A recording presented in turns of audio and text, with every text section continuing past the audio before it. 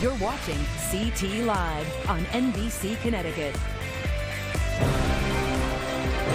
Welcome back, everybody. It is not fair to pick favorites, but when Tina Zaccardi is in the house, you know how I feel, especially when you're making cannoli dip. I am so excited. Thank you for being here. Oh, I'm so glad to be back and so excited to be filming in the kitchen today. This is wonderful. Yes, we're so excited to have you. So this is an involved process, but worth it. Where do we get started? Because we're just going to walk you down this table right now so that you at home can make this, whether it's for the big game or for maybe just a get together, right? Thursday night, whatever. Yeah, let's get started. So we are going to make cannoli chips, which is basically the same dough you use to make this cylindrical cannolis, but it's going to be a little bit easier. Okay. So in this bowl, I have flour, sugar, salt, a little bit of cocoa powder, and a little bit of cinnamon.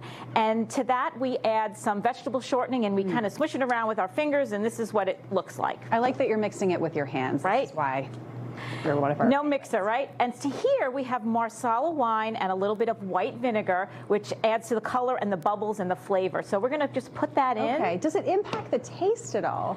It's, you know what? You're going to taste it and you're going to say, ah, that's the cannoli shell. It gives it that traditional flavor. So after this is all mixed up and you're going to get in there with your hands and mix it up, you're going to get some dough, put it together. This is just like pasta. Yeah, this has been kneaded for about 3 to 4 minutes, or you can put it through a pasta roller. You put it in, you fold it, you put it in until it gets nice and smooth like this. Beautiful. Then we take it and put it from the widest to almost the skinniest, and you get this beautiful thin dough. Okay. Now you said that this step is very important to make sure that the consistency works, and part of that is poking holes? Yes. So we take it and we cut them into little squares. Okay. So we're going to have little chips. You can cut them into any shape you want, triangles, circles, but I like the squares. Yep.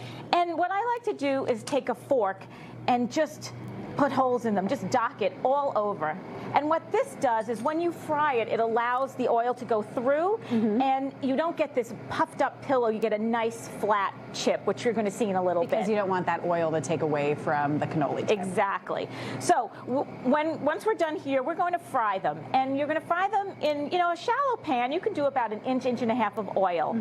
But make sure that your oil is at 355 degrees. Okay. Too high, and you're going to burn them before they're cooked all the way through. And too low, they're going to absorb a lot of oil and be very greasy. So just be mindful of the temperature of your oil. Yeah, so make sure not to take a dance break in the kitchen while you're doing this. You got to pay attention for sure. Now right. Oh yeah, no, I didn't mean to cut you off. No. Go ahead. And you're going to be frying them for about 1.5 minutes to 1:45 till they're nice and golden brown. All right. Now, what's going on here? What's going on here? So the next thing we need is our cannoli filling, which will be our dip. And the main ingredient is the ricotta cheese. And what I recommend to you is place it in a strainer over a bowl and drain it in your fridge for about 24 hours. Optimally, 48 hours is the best. Okay. And that seems like a long time. Yes, and look at all that liquid that comes out of it.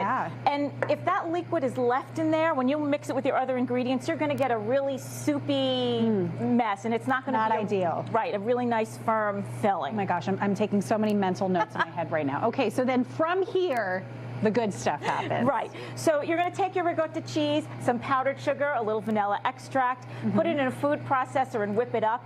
This can be done the morning of, so if you're making this for the big game on Sunday, start draining it on Friday. And you're good to go Sunday morning. Now we have about 1 minute to go. I say that we decorate this dip here. What are the ingredients? So we've taken our dip and we've spread it around on a nice platter, anything you like. And then we're going to put your traditional cannoli flavors. Okay. We're going to top it with some chocolate chips.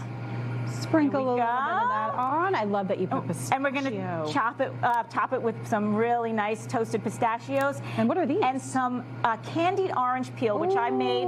If you can't find candied orange peel, take an orange and you can just put some zest on top of it. But making it yourself is probably so much more rewarding. Oh my gosh. It is. And we're going to get this really... Oh yeah, she was like, you're not doing enough chocolate chips, Taylor. We're going to fill this up. Then we're going to take our beautiful chips and dip it in. We're going to dip it. And just like that, we are out of time, but not enough time to not try this. Tina, thank you so much for being in the kitchen with us.